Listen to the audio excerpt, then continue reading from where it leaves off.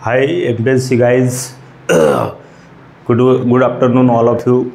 सध्या आजची स्ट्रॅटेजी किंवा आज आपण जो व्हिडिओ टाकतो आहे तो सध्या आलेलं जे सिलेबस आहे नवीन पॅटर्न MPSCच्या संबंधातलं आणि त्याची स्ट्रॅटेजी कशी असणार, मटेरियल कुठे असेल, त्यानंतर रायटिंग स्किल कसं डेव्हलप करायचं किंवा नवीन टर्मिनॉलॉजीचे जेवढे काही सब्जेक्ट्स तुम्हाला आता नव्याने त्याच्यामध्ये जोडल्या गेलेल्या आहेत, तर याबद्दल आपण चर्चेसाठी या ठिकाणी एकत्र आलेलो. सर्वात महत्त्वाचं असं आहे की MPSCच्या नवीन वेबसाईटवर नवीन सिलेबसची जी काही गोष्टी आता सध्या वर्तमानात आलेल्या, तर तो सगळा सिलेबस जो ॲज पर UPSC सिलेबस झालेला आहे आणि त्याहीमध्ये पेपर 4 ज्याला मॉरल एथिक्स इंटिग्रिटीचा सब्जेक्ट म्हटला जातो.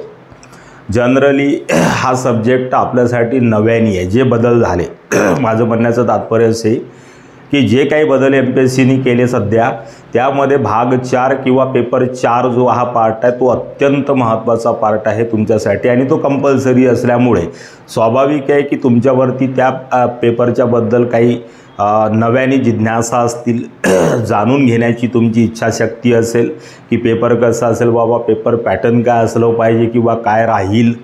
आणि दुसरं महत्त्वाचं, सध्या वर्तमानात अख्ख्या महाराष्ट्रामध्ये कुठेच तुम्हाला याच्याबद्दल कुठलीही चर्चा सध्या होत नाही आहे, परंतु यशोदीप IAS अकॅडमीचा हा सर्वात आधीचा प्रयत्न म्हणून मी तुमच्यासमोर या विषयाच्या संदर्भात हजर झालेलो या विषयाच्या बाबतीत बोलण्यासाठी. कारण की त्याबद्दल तुमच्या मनातल्या ज्या काही भीती किंवा भावना असतील किंवा जिज्ञासा असतील, जाणून घेण्याची इच्छा असेल, त्याबद्दल आपण एक कंटिन्युअस सिरीज यशोदीप IAS अकॅडमीच्या अंतर्गत सुरू करतो आहे. दुसरं महत्त्वाचं, राज्यसेवेची नवीन एक फ्रेश बॅच आपण टाकतो आहे आणि बेसिकली या सब्जेक्टपासूनच आपण राज्यसेवेच्या मुख्य परीक्षेची तयारी करून घेणार. हा सर्वात महत्त्वाचा विषय आहे आजच्या तारखेमध्ये. येणाऱ्या कालखंडामध्ये सुद्धा तुम्हाला माझ्या क्लिप्स यशोदीप IAS अकॅडमीच्या यूट्यूब चॅनलवरती मिळत जातील आणि त्याच्यामध्ये प्रत्येक दिवशी सिरीजनुसार आपण टॉप टू बॉटम सिलेबसची चर्चा करणार. सध्या मी फक्त इंट्रोडक्टरी आणि एक डेमो व्हिडिओ तुमच्यासमोर टाकतोय.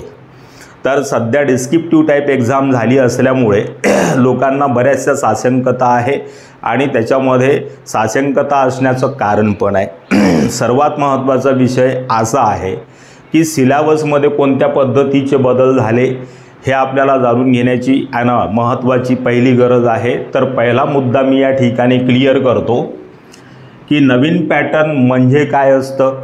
तर नवीन पॅटर्न म्हणजे काहीच नसतं.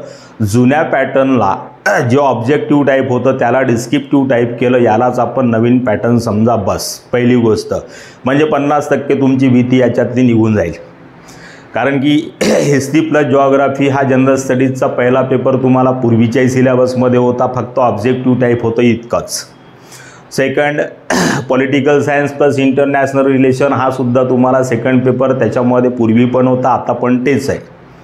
तिसरं, science and technology plus economics हा पेपर तिसरा जो होता जनरल स्टडीजचा, तो सुद्धा ॲज पर बिफोर सिलेबसच आहे, त्याच्यामुळं त्याच्याबद्दल शंका करण्याचं कारण नाही. पण चौथा पेपर टोटल नव्याने जो चेंज झालेला आहे, जो ह्युमन रिसोर्सेस आणि ह्युमन राईटच्या जागी आयोगानं सेटअप केलेला, त्याचं नाव बदललं मॉरल एथिक्स इंटिग्रिटी. आता हा विषय आपल्यासाठी नवीन नाही आहे. सगळ्यात महत्त्वाचा विषय 5वीपासून तर 12वीपर्यंत आपण मॉरल एथिक्स इंटिग्रिटी आणि हे सगळे टाईप्स वाचलेले. फक्त एवढंच आहे की कॉम्पिटिटिव्ह एक्झामच्या दृष्टिकोनातून रायटिंग स्किल कसं डेव्हलप करायचं आणि त्याच्यामध्ये काय काय आपल्याला कंटेंट येतील, तर कंटेंटवर मी नेक्स्ट व्हिडिओमध्ये चर्चा करणार आहे. त्याच्यामुळे सातत्याने तुम्ही यशोदीप IAS अकॅडमीच्या यूट्यूब चॅनलला भेट दिली पाहिजे, लाईक करायला पाहिजे, सबस्क्राईब करायला पाहिजे, शेअर करायला पाहिजे. कारण की येणाऱ्या कालखंडामध्ये मी 1005 व्हिडिओची एक सिरीजच या पेपरवरती टाकणार आहे. त्याच्यामुळे तुमच्याजवळ मटेरियल पण पोहोचेल, वेळोवेळी तुमची इन्फॉर्मेशन आम्ही जे प्रोव्हाइड करेल ते सुद्धा तुम्हाला मिळत जाईल. त्यानंतर क्लासेसचं काय पॅटर्न आहे ऑफलाईनमध्ये ते सुद्धा तुम्हाला समजत जाईल आणि या सगळ्या गोष्टी समजून घेत असताना तुमच्या तयारीला एक नवीन दिशा, भीतीतून आपण कसं सक्सेसकडे वळायचं याबद्दल सुद्धा मी वारंवार आपल्या समोर हजर होईल. आज आपण फक्त या विषयात आणि पेपर पॅटर्नमध्ये झालेले बदल एवढ्याच विषयाच्या संदर्भात बोलणार.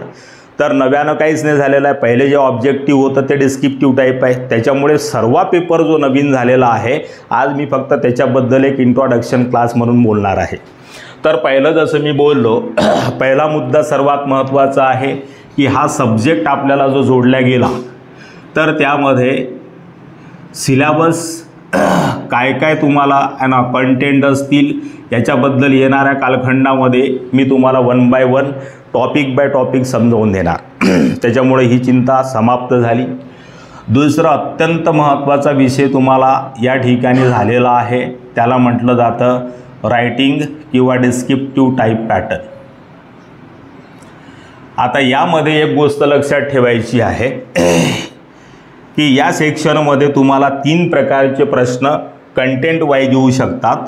पहिलं म्हणजे व्हेरी शॉर्ट आन्सर क्वेश्चन, त्यानंतर शॉर्ट नोट असू शकते, त्यानंतर लॉंग आन्सर क्वेश्चन्स. अशा 3 पद्धतीच्या क्वेश्चन्सचं स्वरूप आतापर्यंत जेवढं UPSC किंवा समकक्ष परीक्षांमध्ये आपण पाहत आलेलो आहे, त्या आधारावर या 3 प्रकारचे प्रश्न तुम्हाला येऊ शकतात. आता हे व्हेरी शॉर्ट आन्सर क्वेश्चन काय हो, तर 20 ते 50 शब्दामध्ये या प्रश्नाचं स्वरूप असतं. It's called as a very short answer question. आता जे कंटेंट आहे तुम्हाला त्याच्यामध्ये टर्म्स आहे, म्हणजे डेफिनेशनल वर्ड्स आहे. आता या क्वेश्चनची तयारी करत असताना तुम्हाला लक्षात हे ठेवायचं आहे की फक्त डेफिनेशनल वर्डिंगवरती तुमच्याजवळ 20 ते 50 शब्दाचं मटेरियल असलं पाहिजे. याच्यासाठी नेक्स्ट व्हिडिओमध्ये मी तुम्हाला डायरेक्ट आमच्या साईडच्या मटेरियल काय असेल पेपरचं ते सुद्धा मी तुम्हाला प्रोव्हाइड करून देईल, म्हणजे त्याच्यामध्ये तुमच्या लक्षात येईल. पहिली गोष्ट, शॉर्ट नोट ही जास्तीत जास्त 100 शब्दाची असू शकते, हा एक महत्त्वाचा विषय. त्यानंतर लॉंग आन्सर क्वेश्चन 150 ते 200 शब्दांमध्ये तुम्हाला असू शकतो. तर हे राहील तुमचं क्वेश्चन पेपर पॅटर्न. आता सर्वात महत्त्वाचा विषय असा आहे की यामध्ये असलेलं मटेरियल आपल्याला मिळेल कुठे. तर मी सांगू इच्छितो प्रांजळपणे की सध्या याचं मटेरियल तुम्हाला एका ठिकाणी किंवा कंपाइल्ड बुक्समध्ये कुठेही अवेलेबल नाही आहे. कारण आपण जेव्हा सभ्यतेतून संस्कृतीकडे प्रवास केला आणि त्याच्यामध्ये समाजाचे जे नीतिनियमनं आपण घालून घेतले स्वतःला, तर त्यातून या विषयाची जळणघळण झालेली असल्यामुळे सामाजिक व्यवहारवाद आणि सामाजिक नैतिकतेचा असलेला संबंध आणि मग समाजात ज्या ज्या व्यवस्था निर्माण झाल्या त्याच्यासुद्धा काही व्यवस्थेच्या नीतिनियमनाची बाब आपल्याला लक्षात येते. आपण जर किराण्याच्या दुकानामध्ये गेलो, ठीक आहे ना, हा पेन आहे, याच्यावरती प्रॉफिट जर दुकानदारांनी 2 रुपये घेतलं तर आपण मान्य करू की त्याची मेहनत, त्याची इलेक्ट्रिसिटी किंवा त्या सगळ्या गोष्टी. परंतु ही 10 रुपयाची वस्तू जर तुम्हाला 100 रुपयाला विकत असेल तर याला काय म्हटलं जातं की प्रोफेशनलिझमच्या ठिकाणी हे झालं इमॉरॅलिटी. तर UPSCच्या पेपरमध्ये सुद्धा तुम्हाला प्रोफेशनल मॉरॅलिटी काय आहे हा एक शॉर्ट नोट म्हणून 2020मध्ये विचारलेला प्रश्न आहे. तर अशा पद्धतीच्या क्वेश्चनचं स्वरूप असतं. आता या विषयामध्ये झालेले फेरबदल याच्यासाठी आहे की प्रशासनिक सेवेमध्ये गेला किंवा जाणारा माणूस आहे, याची तात्विक चिंतनाची, मॉरॅलिटीची, नैतिकतेची बैठक एकदम सुदृढपणे जडणघडण झालेली असली पाहिजे, ज्याचा प्रशासनिक सेवेच्या संदर्भात उपयोग होईल. आता हा विषय आला कुठून, तर 2005मध्ये वीरप्पा मोइली समितीच्या शिफारसी ज्या झालेल्या होत्या, ज्याला द्वितीय प्रशासनिक सुधार आयोग आपण म्हणतो, त्याच्यामध्ये शेवटचा जो टॉपिक यांनी टाकलेला होता त्याला शासनामध्ये नैतिकता किंवा गव्हर्नन्स आणि गव्हर्नमेंट या 2 बाबी आपण जेव्हा पॅरलल चालवतो तर ही शिफारस जी आहे ती दुसऱ्या प्रशासनिक सुधार आयोगाची आहे. त्याच्यामुळे याच्यामध्ये आपण काही करू शकत नाही. आणि शासन में नैतिकता हा 9व्या नंबरचा जो टॉपिक या रिपोर्टमध्ये आहे प्रशासनिक सुधार आयोगाच्या, त्यातून UPSCने सुद्धा आपलं पॅटर्न 2012मध्ये आणि त्याच्यामध्ये सुशासन, ज्याला गव्हर्नन्स म्हणतो आपण, आणि गव्हर्नन्स चालवण्याचे जवळपास 11 ते 12 मुद्दे या रिपोर्टमध्ये या कमिटीनं दिलेले आहे. आणि त्याच विषयाचं अनुकरण सगळे आयोग भारतातले वर्तमानात करता आहे। त्याच्यामुळे रिसोर्सेस तुमच्यासाठी गव्हर्नमेंट ऑथेंटिक युनिव्हर्सिटीच्या आणि प्रेस क्लबच्या अंतर्गत जे पुस्तक छापल्या गेलं, ज्याला रिपोर्ट म्हटलं जातं, ते मी तुमच्यासमोर सांगतोय। तर तुम्ही जाऊन पाहू शकता द्वितीय सुधार आयोगाचे रिपोर्ट, जिथं अध्यक्ष वीरप्पा मोइली होते। यातून या विषयाची जडणघडण झाली आणि हा विषय आज आपल्या पुढे आहे। बिलकुल सिंपल आहे, एकदम चांगला सब्जेक्ट आहे, इंटरेस्टिंग आहे। फक्त थोडंफार तुमचं रीडिंग जे आहे या विषयासाठी आता तुम्हाला थोडं वाढवावं लागेल आणि खूप डीपमध्ये जावं लागेल, थोडंफार चिंतनाच्या संदर्भामध्ये। चिंतन मननाचा विषय सध्या वर्तमानात आलेला आहे। तर यामध्ये अनेक कंटेंट आहे जे मी पुढच्या व्हिडिओमध्ये टाकून देईल तुम्हाला। सध्या आपण फक्त स्ट्रॅटेजीच्या बाबत बोलतोय। तर या ठिकाणी रायटिंग किंवा डिस्क्रिप्टिव्ह पॅटर्न जे झालेला आहे आणि त्याच्या क्वेश्चनचं स्वरूप या पद्धतीचं असेल, तर या संबंधातलं रायटिंग स्किल तुम्हाला डेव्हलप करायचं आहे, पहिली गोष्ट। दुसरी अत्यंत महत्त्वाची गोष्ट, आता हे रायटिंग स्किल डेव्हलप करत असताना, कारण 2012 ते 2022 आपल्याला लिखाणाची सवय मिटलेली आहे, हा अत्यंत महत्त्वाचा विषय। आता हे 150 ते 200 शब्द लिहित असताना सर्वात महत्त्वाचं असतं की या शब्द सीमेमध्ये जे प्रश्न विचारले जातात याचं नंबरिंग कोणत्या पद्धतीनं होते। आपण असं समजू की 150 शब्द जे आहे याच्यासाठी 15 मार्क्स तुम्हाला दिले जातात, है ना। आता या ठिकाणी जर आपण कॅल्क्युलेट करतो म्हटलं तर एका शब्दावर कमीत कमी 0.15 मार्क्स तुम्हाला येतात। याचा अर्थ काय हो, 150 शब्द आपण जे त्यामध्ये लोड करणार क्वेश्चनच्या आन्सर्समध्ये, ते 150 शब्द तुमच्याकडे एकदम असे मोती असले पाहिजे।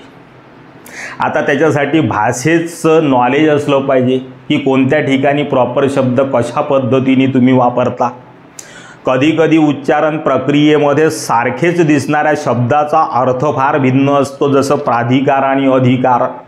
आता प्राधिकार म्हटलं तर ऑथॉरिटी होते, अधिकार म्हटलं तर पॉवर होते। जसं भारताचं संविधान प्राधिकार प्रदान करतं सगळ्याच देशातल्या लोकांना, PM पासून तर अगदी सामान्य लोकांपर्यंत। अधिकार काय आहे तुमचा, तुम्हाला फंडामेंटल राईट्स दिलेले, त्यानंतर पॉलिटिकल राईट्स दिलेले।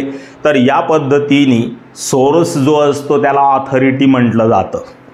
जसं आपले वडील आपला कुटुंब प्रमुख आहे, है ना, आणि त्यांनी किंवा त्यांच्या अब्सेन्समध्ये आपल्याला 4 कामं सांगणे, त्याच्यामध्ये आर्थिक अधिकार देणे, तर हा सगळा विषय आपल्याकडे एक पॉवर ऑफ अटर्नीचा विषय असतो ना, अगदी त्या पद्धतीनं ऑथॉरिटी आणि पॉवरचा विषय असतो, है ना। तर मित्रांनो, याच्यामध्ये घाबरून जाण्याचं काही कारण नाही आहे। अशा पद्धतीनं आपला अभ्यास जर आपण टर्मिनॉलॉजी डेफिनेशनल आधारावरती कॉन्सेप्च्युअल बेस करत असलो तर ही परीक्षा अत्यंत आणि हा पेपर अत्यंत तुम्हाला मजेशीर पेपर आहे। 0.15 नंबर जर येत असेल तर आता तुम्ही समजून जाऊ शकता की किती गांभीर्यानं आपल्या अभ्यासाची जी बैठक असली पाहिजे ती आपल्याला ठेवावी लागेल। नंबर दुसरा याच्यामध्ये मी या संदर्भात बोलतोय की टाइम मॅनेजमेंट। कळलं, टाइम मॅनेजमेंटचा विषय असा आहे की हे जे 150 ते 200 शब्द तुम्हाला लिहावं लागतं। आमचा UPSCचा किंवा आतापर्यंतच्या अन्य परीक्षांचा अनुभव असा आहे की 150 ते 200 शब्द जास्तीत जास्त तुमचे 7 ते 8 मिनिटांमध्ये लिहून झाले पाहिजे। कारण की ज्या पद्धतीचं पॅटर्न आलेला आहे तर प्रश्नांची संख्या 15 ते 18 च्या घरात असू शकते। आता 15 ते 18 क्वेश्चन्स जे आहेत ते तुम्ही 180 मिनिटांमध्ये कसे डिवाइड करून किती मिनिट क्वेश्चनचा आन्सर लिहायला घेता त्याच्यावरती डिपेंड करते। आता हे का सांगतोय, सर्वात महत्त्वाचा विषय आहे की जोपर्यंत तुम्ही 80 ते 90% पेपर सॉल्व करत नाही तोपर्यंत तुम्हाला 60%, 65% किंवा पास होण्यालायकीचे मार्क्स प्राप्त होऊ शकत नाहीत। तुम्ही जर टाइम मॅनेजमेंट नाही करू शकले आणि 50% जर सॉल्व करू शकले तुम्ही पेपर, तर येणारे नंबर हार्डली 30-35% आहे, ज्याच्यामध्ये तुमचं सिलेक्शन होऊ शकत नाही। तर सातत्याने मित्रांनो तुम्हाला लिहायची प्रॅक्टिस करावी लागेल, हा महत्त्वाचा मुद्दा। दुसरी अत्यंत महत्त्वाची गोष्ट अशी की आयोगाचं हे पॅटर्न बदल झाल्याच्या नंतर आता तुम्हाला प्लेन कागदावर लिहायचं आहे, लाइनिंगचा कागद वापरू देणार नाही तुम्हाला।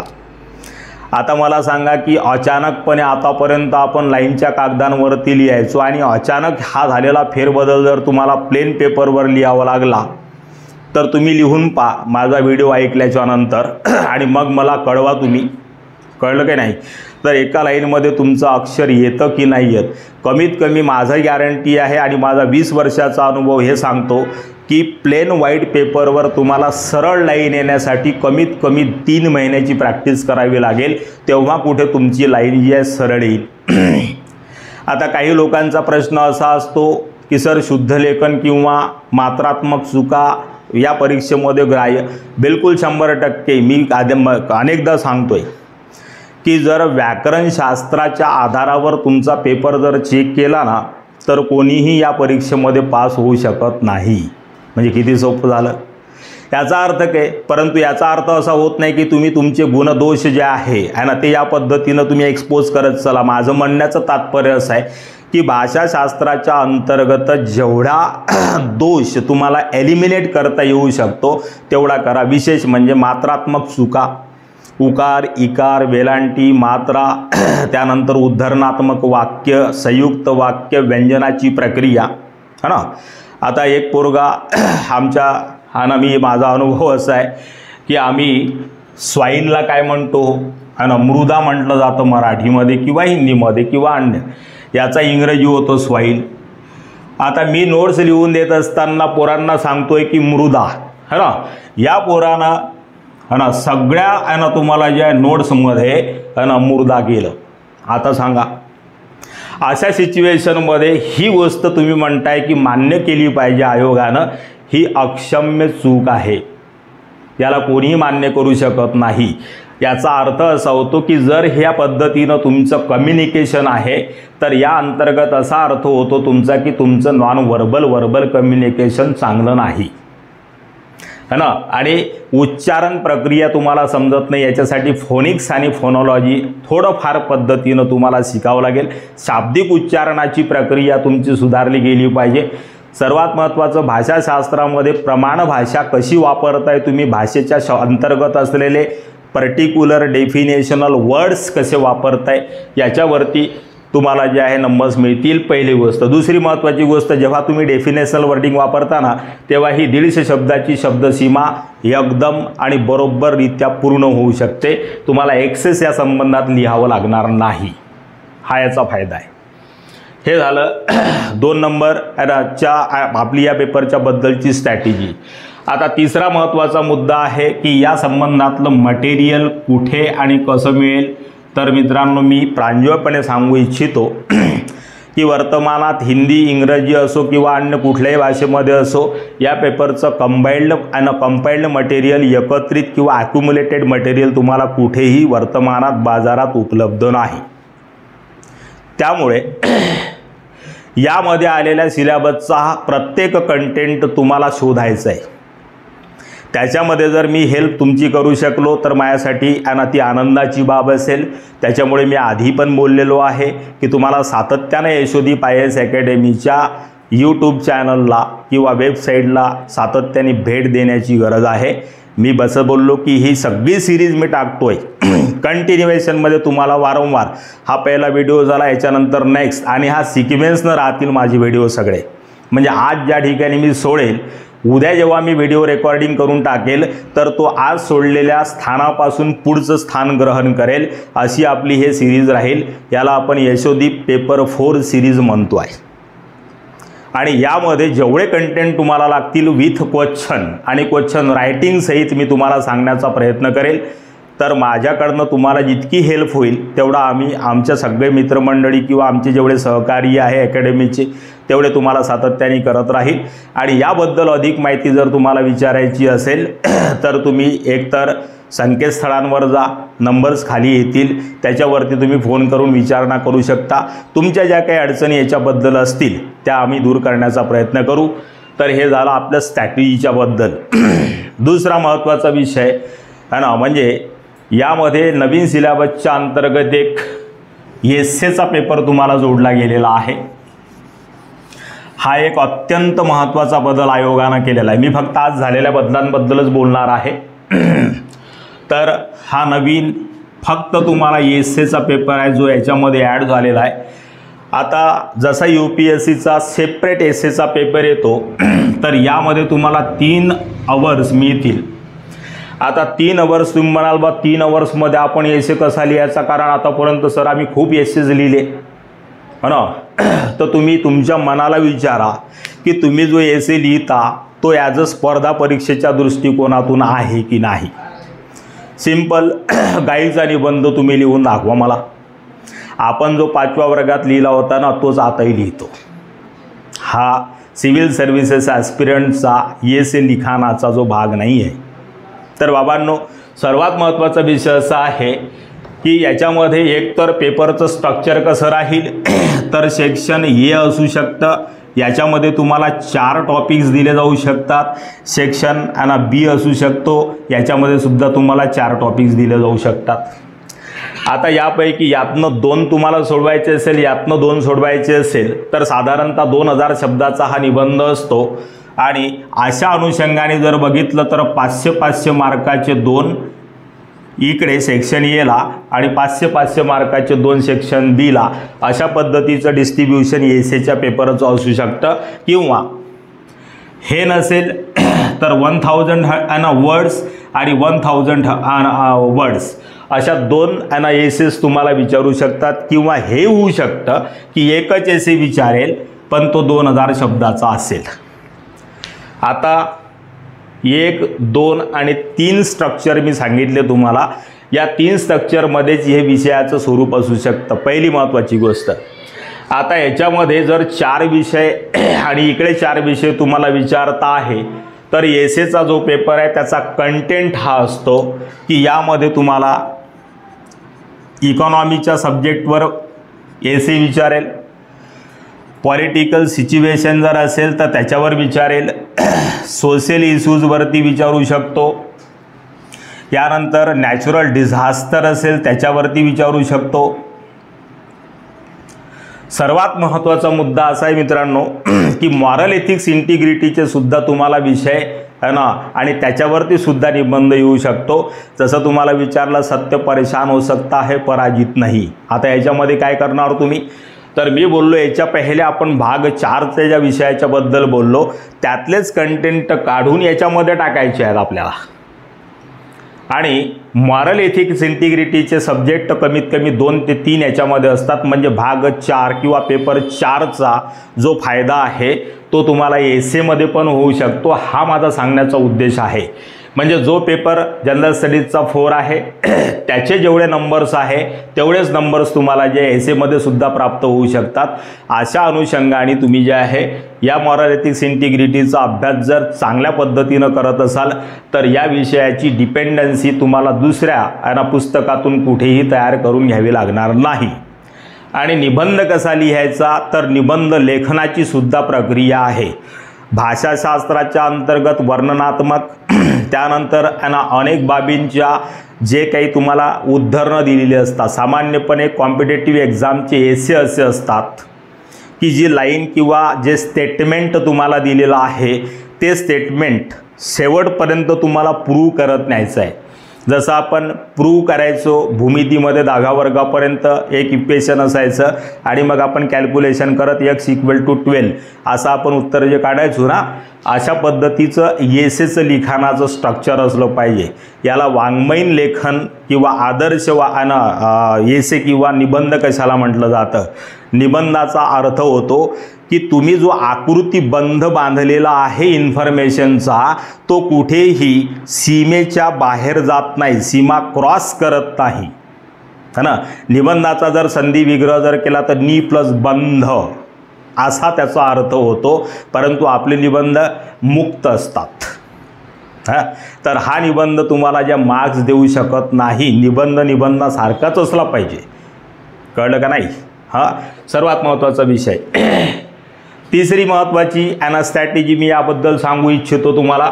जेव्हा हा रायटिंग स्किलचा यामध्ये विषय आलेला तर बऱ्याच लोकांना हे माहिती नाही आहे की शब्दामध्ये चर्चा करा, डिस्कस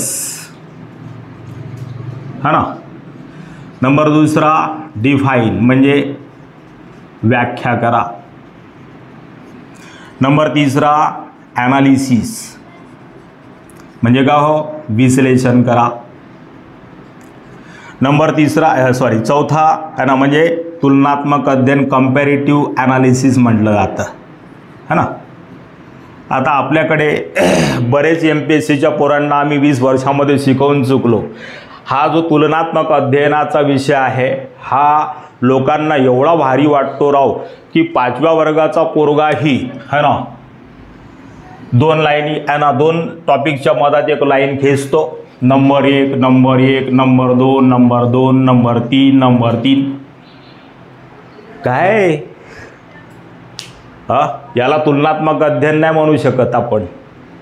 कॉम्पिटिटिव्ह एक्झाममध्ये तुलनात्मक अध्ययन लिहित असताना मग तो सिद्धांत असो, 2 व्यक्ती असो, हायपोथेसिस असो, कन्सेप्ट असो, तर त्याच्यामध्ये जे बेस आहे, जसं एखाद्या सिद्धांतामध्ये आपण कशी स्ट्रॅटेजी करतो, डिफिनेशन, इंट्रोडक्शन, त्यानंतर त्या सिद्धांताचे बेसिक आधार, त्यानंतर त्या सिद्धांताचे बेसिक पॅरामीटर्स, त्यानंतर त्याचं मेकॅनिझम, त्यानंतर त्याचं ॲप्लिकेबल ऑस्पेक्ट, त्यानंतर त्याचं कंटेम्पररी रिलिव्हन्स आणि त्यानंतर त्याचं व्हॅल्युएशन. 2 व्यक्ती एकाच विषयावर जर सिद्धांत देत असतील तर हे 6 मुद्दे आहे बेसिकली. आणि इंट्रोडक्शनची तुलना झाली पाहिजे ॲनालिसिस करून. हे असं नाही चालत, समजलं ना. याला म्हटलं जातं मुखर्जी मॉडेल. हे जे शब्दामध्ये प्रश्नामध्ये शब्द टाकलेले असतात शेवटी, है ना, वर्णन करा, जसं खूप सारे, याला म्हटलं जातं मुखर्जी मॉडेल, समजलं ना. तर मुखर्जी नावाचे भाषाशास्त्र होते. त्यांचं हे म्हणणं होतं की आदर्श उत्तर कसं असलं पाहिजे, ज्याला आपण रायटिंग स्किल डेव्हलप करणे असं म्हणतो ना.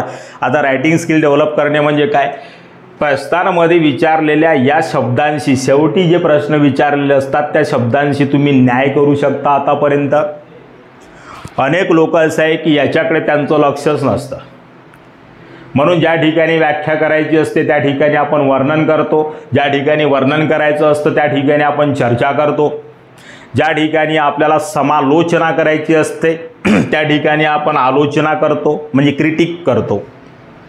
तर शब्दामध्ये वापरलेल्या या शब्दाचा स्वतःमध्ये एक अर्थ आहे आणि या अर्थाने जर तुम्ही प्रश्नाच्या उत्तराचं नीट कॅल्क्युलेशन करत असाल आणि 150 शब्दामध्ये त्याला एक्सप्रेस करत असाल, ही परीक्षा प्रेझेन्स ऑफ माइंड आणि तुमच्या प्रेझेंटेशनची आहे.